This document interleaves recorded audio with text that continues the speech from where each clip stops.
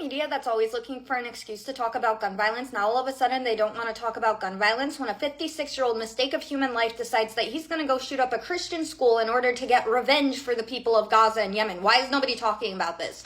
This happened on Wednesday, and I just now found out about it from an Instagram post of all things, where after further investigation, I was mind blown that this was not national news. Because how could it not be? How are people not outraged? They're not outraged because they don't know about it, because there's no way you could hear what this sick motherfucker did and be okay with it. Essentially, if you did miss out on this story, this individual, whose name I'm not going to mention because his name doesn't deserve to be remembered, decided he was going to give a fake name to a Christian school in California and go there pretending that he had a grandson that he wanted to enroll. After touring the entire place, he decided on all places that he was going to go to the playground and begin shooting at helpless children.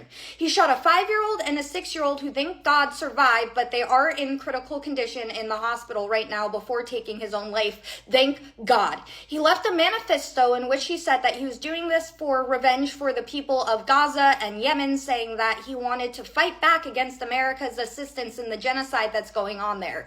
This is mind-boggling. Parents, please be sure that you're aware of your surroundings at all times. Protect your children to the best of your abilities. Obviously, there was no real way to prevent something so horrific, but the fact that people aren't even talking about this, I hope you people wake up and realize what globalize the Intifada means. This is exactly what that means. I hope the people who sit there and say, well, I'm American, so why should I care about what's going on over there? Because I promise you it's coming to you next. Not even next, it's here. So you better get prepared. You better understand the severity of the situation that we're dealing with, or you're going to unfortunately have tragedies like this happen to you, because they don't care if you're American. They don't care if you support Palestine. They don't care what religion you are to them. If you are not one of theirs, they will see you as an enemy and they will treat you accordingly. It's why on October 7th, there were Palestinians themselves who were taken hostage. There were Muslims who were massacred in the streets, beaten brutally. There were Muslims who were tortured. Hamas is torturing their own people if they think that they're showing any sense of loyalty or even empathy to Israel at all. I promise you, they do not give a shit who you are. They do not care if America's involved or not. If you are an enemy to them, they will treat you accordingly. So please smarten up. It never ceases to amaze me how individuals, are allowed to breathe in this country. It's amazing. This person, because he feels a certain way what happened in Gaza and Yemen, he's going to take out his rage and frustrations at 2 innocent children? No. And then took himself out?